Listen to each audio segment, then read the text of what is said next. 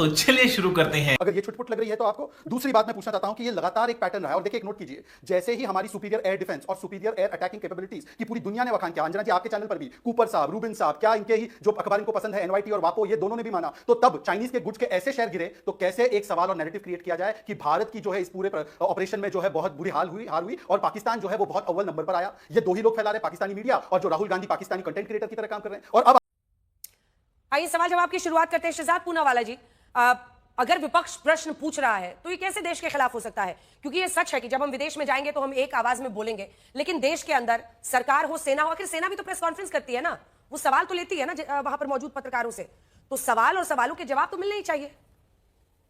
अंजना जी, हमने कब कहा कि सरकार से सवाल करना जो है इस पर प्रतिबंध है?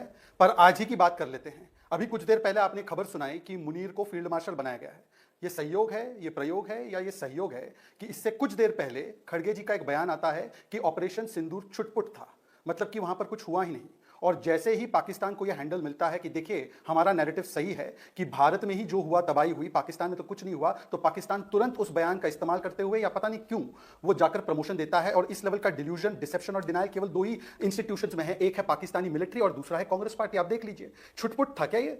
9 आतंकी कैंप तबाह हुए, भावलपुर तक, मुरीद के तक 11 बेसेस तबाह हुए, 100 आतंकी मारे गए, 70 से ज्यादा पाकिस्तानी मिलिट्री ऑफिशियल्स मारे गए। पहली बार न्यूक्लियर पावर देश में इस प्रकार की कार्रवाई की गई, ये डीजीएमओ ने बताया। पर देखिए ना किस प्रकार से सेना का करो अपमान, यही तो इनकी पहचान। आज की बात नहीं है, सर्जिकल स्ट्राइक पर सवाल खड़े किए, बालाकोट एयर स्ट्राइक पर सवाल खड़े किए। अभी 2 दिन पहले कर्नाटक के एक नेता ने, इनके मंजूनाथ ने बोला कि ऑपरेशन सिंदूर शो ऑफ था। फिर हुसैन दलवाई ने बोला कितनी बॉडी बैग्स थी। इमरान मसूद सांसद है, उन्होंने बोला कितने आतंकी मारे गए। और उसी श्रृंखला में आज जब छुटपुट बोला जाता है, मैं कहना चाहता हूं रागिनी जी से, मेरी बड़ी बहन है, रागिनी जी बताइए ना, 26/11 के बाद क्या कार्रवाई कर दी? वहां तो फली मेजर साहब ने बोला था ना कि ये आतंकी कैंप है, इस पर जाकर धावा बोलना है, तो क्या कार्रवाई की जरा बता दीजिए हमको, अगर ये छुटपुट लग रही है तो आपको। दूसरी बात मैं पूछना चाहता हूं कि ये लगातार एक पैटर्न रहा है। और देखिए, एक नोट कीजिए, जैसे ही हमारी सुपीरियर एयर डिफेंस और सुपीरियर एयर अटैकिंग कैपेबिलिटीज की पूरी दुनिया ने बखान किया, अंजना जी आपके चैनल पर भी, कूपर साहब, रूबिन साहब, क्या इनके ही जो अखबार इनको पसंद है, एनवाईटी और वापो, ये दोनों ने भी माना, तो तब चाइनीज के गुड्स के ऐसे शेयर गिरे तो कैसे एक सवाल और नैरेटिव क्रिएट किया जाए कि भारत की जो है इस पूरे ऑपरेशन में जो है बहुत बुरी हार हुई और पाकिस्तान जो है वो बहुत अव्वल नंबर पर आया।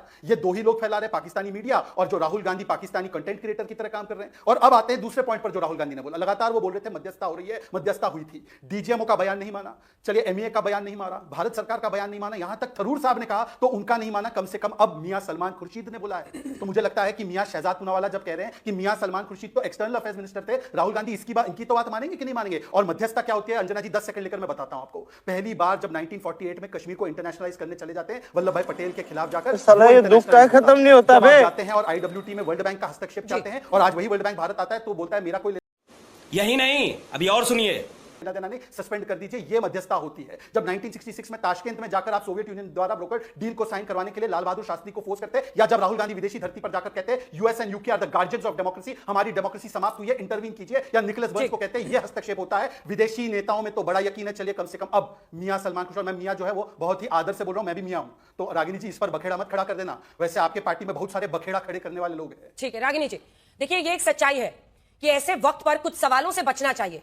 हमें क्या नुकसान हुआ इस पर इतना फोकस क्यों? क्योंकि ये तमाम ऐसे प्रश्न हैं जो मीडिया ने पूछे हैं, और एक एक करके मैं आपको दिखा रही हूं, जिसके बाद आप इसका जवाब दीजिएगा। क्योंकि ये सवाल पूछा गया कि क्या विमान की कोई क्षति हुई है, जिसको लेकर डीजीएमओ, हमने पूरी रिपोर्ट में भी इसीलिए डाला है, क्या हमले के शुरू में पाकिस्तान को बताया गया, उस पर डीजीएमओ ने कहा था ऑपरेशन सिंदूर के तुरंत बाद पाक के समकक्ष से संपर्क करके आतंकी ठिकानों पर हमले के बारे में बताने की कोशिश की गई है, डीजीएमओ ने पहले ही बता दिया था। अगला सवाल जो राहुल गांधी जी पूछ रहे हैं, वायुसेना के कितने विमान खो दिए, ये बार बार वो पूछ रहे हैं, इस पर भी डीजीएमओ साहब ने और खासतौर पर डीजीएओ जो एयर ऑपरेशंस के इंचार्ज हैं, उन्होंने कहा हम कॉम्बैट की स्थिति में हैं, हम इस पर जानकारी नहीं देंगे, नुकसान इसका एक हिस्सा होता है। बंद करो, हाथ जोड़ के मैं मोदी साहब से गुजारिश करता हूं, हमारे सभी पायलट सुरक्षित हैं, ये डीजीएओ ने उस दिन बोला है प्रेस कॉन्फ्रेंस में। अगला सवाल जो पूछ रहे हैं, क्योंकि इन सवालों के जवाब जब दिए जा चुके हैं, ट्रेड की धमकी देकर ट्रंप ने सैन्य विराम करवाया क्या, यह भी आपकी पार्टी का सवाल है, जिस पर जायसवाल साहब ने कहा था ऑपरेशन सिंदूर में सैन्य विराम तक भारतीय और अमेरिकी नेताओं के बीच उभरते सैन्य हालात पर बातचीत होती रही, और उन्होंने कैटेगोरिकली डिनाई किया कश्मीर पर हम किसी का इंटरफेरेंस बर्दाश्त नहीं करेंगे। जब इन सवालों के जवाब विदेश मंत्रालय, आर्मी खुद दे ही रही है, तो सिर्फ पॉलिटिकल ब्राउनी के लिए क्या इस तरह के संवेदनशील मुद्दों को उठाकर इस वक्त अच्छा है देश के लिए? रागिनी जी। अंजना जी, पॉलिटिकल ब्राउनी पॉइंट्स कौन स्कोर करना चाह रहा है देश में, ये तो ट्रेन की टिकट पर ऑपरेशन सिंदूर के साथ छपी हुई मोदी जी की फोटो बता रही है। क्योंकि आपने एक बड़ा महत्वपूर्ण सवाल पूछा, आपने कहा कि राहुल गांधी ये क्यों पूछ रहे हैं कि कितने विमानों की क्षति हुई, जबकि इसका जवाब दिया जा चुका है। जब संदर्भ से हटाकर बात कही जाती है तो वो अर्ध सत्य होता है, और अर्ध सत्य भी असत्य होता है। मैं राहुल गांधी जी का ट्वीट दिखाना चाहती हूँ, जिसमें उन्होंने साफ तौर पर लिखा है कि पाकिस्तान को हमले की सूचना यदि पहले से दी गई तो इस सूचना के दिए जाने के कारण भारत की सेना का, वायुसेना का क्या नुकसान हुआ, प्रश्न कोई सवाल नहीं पूछा। लेकिन सरकार की नीति, जिसमें कि सरकार के विदेश मंत्री ने खुद बात कही, जिसमें सरकार ने माना था कि चूक हुई है, उस पर सवाल पूछना अंजना जी विपक्ष का धर्म है, विपक्ष का कर्तव्य है। और ये एक छोटा सा इसका जवाब दीजिए, उसके बाद मैं आ रही हूँ काका साहब और जवाब सुनिए। अब जवाब सुनिए, जवाब सुनिए खिंचवाए हैं तो हम शहजाद जी जवाब दीजिए। First mover opportunity. Anjana ji अब मैं एक एक करके जवाब देता हूँ। अंजना जी एक एक करके जवाब देता हूं और जो आखिरी की बातें उसी से शुरू करता हूं। अभी सुप्रीम कोर्ट ने 1-2 हफ्ते पहले राहुल गांधी को सावरकर जी के विषय में फटकार लगाई और कहा कि महानायकों के विषय में इस प्रकार की झूठी बातें मत कीजिए। उसी बात को रागिनी जी ने दोहराया। सोचिए कितने बड़े इंडस्ट्रियल स्केल के झूठे हैं ये लोग। सुप्रीम कोर्ट ने रफाल पर भी राहुल गांधी की जुबान को बंद किया था ना। अंजना जी अब आपको तय करना है। मैंने चुप रहकर सुना, उनकी सारी बातें अच्छी मीठी कड़वी सारी बातें सुनी। अब मेरा समय रिस्पॉन्ड करने का। बिल्कुल आप बोलिए।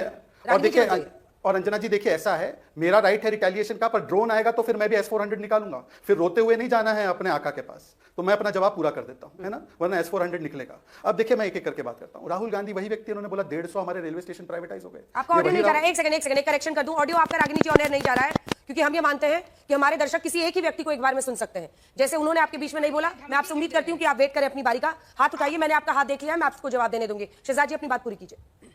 अंजना जी, कांग्रेस पार्टी कितनी इंडस्ट्रियल स्केल की लायर है कि रागिनी जी सुप्रीम कोर्ट के खिलाफ जाकर सावरकर जी के बारे में भी इस डिबेट में झूठ बोल रही है। उद्धव सेना देखिए इस डिबेट को। फिर उसके बाद जिस प्रकार से राहुल गांधी ने प्राइवेटाइजेशन ऑफ रेलवे पे झूठ बोला, रफाल पे झूठ बोला, कोर्ट ने उनको फटकार लगाई, उन्होंने मोदी समाज को चोर बोला तो कन्विक्ट हुए हाई कोर्ट के द्वारा। अब रागिनी जी ने बोला सरकार के साथ थे। मैं आपको केवल 3 या 4 उदाहरण देना चाहता हूं। तारीख कर रहे हैं, इनके प्रेसिडेंट है जम्मू कश्मीर के। पाकिस्तान से बात कीजिए, युद्ध कोई सोल्यूशन नहीं होता। सैफुद्दीन सोज, IWT को बंद करना बहुत गलत है। इनके अलायंस पार्टनर लेफ्ट, उन्होंने तो प्रोटेस्ट किया कि IWT को क्यों सस्पेंड किया, जो उन्होंने 60-65 वर्ष में कभी नहीं किया। संतोष लाड कर्नाटक कर्नाटका में मंत्री है, आईडब्ल्यूटी से कोई लेना देना नहीं, कर्नाटका की सरकार का क्या लेना देना है इंडस वाटर ट्रीटी से। Do not stop the water to Pakistan. फिर इनके की विजय वड़त्तीवार, आतंकियों ने धर्म देखकर नहीं मारा। कर्नाटका के एमएलए मंजुनाथ जी के शो ऑफ के लिए ऑपरेशन सिंदूर किया गया। रॉबर्ट वाड्रा ने तो हिंदुत्व को ही दोष दे दिया। तो मुझे बताइए, और उदित राज ने तो सिंदूर नाम का ही विरोध कर दिया। ये सरकार का साथ देना था। अब तीसरे और आखिरी पॉइंट पे मैं आना चाहता हूं। देखिए अंजना जी, आप एक मुहावरा हमेशा यूज करते हैं, मैं आज आपसे वो उधार ले लेता हूं कि जब भी आईना उठाया करो, पहले देखा करो फिर दिखाया करो। हमारी पार्टी वो पार्टी अंजना जी रिकॉर्ड पर है कि जब प्राइम मिनिस्टर मनमोहन सिंह को नवाज शरीफ ने देहाती औरत बोला तो उस समय के तत्कालीन मुख्यमंत्री ने उसका विरोध किया, कांग्रेस ने किसी ने विरोध नहीं किया। पर ये वो पार्टी, और मैं आपको प्रूफ दिखा रहा हूं,